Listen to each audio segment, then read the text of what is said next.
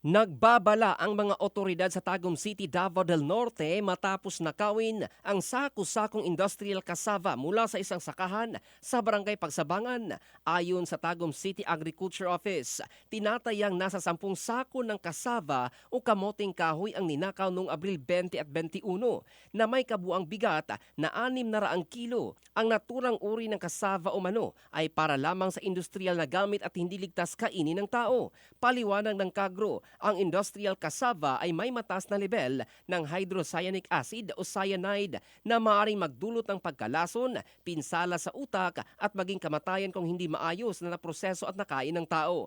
Nagbabala ang mga otoridad na posibleng maibenta o maipamahagi ang ninakaw na cassava sa mga pamilyahan o komunidad, kaya pinapayuhan ang publiko na iwasang bumili ng kamuting kahoy mula sa hindi kilala o kahina-hinalang pinagmulan.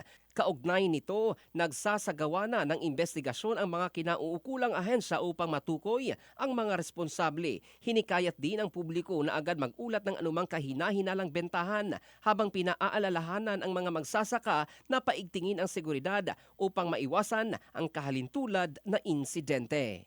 In the heart of changing lives, ito si Jofel Candado ng Brigada News Philippines, the Music and News Authority.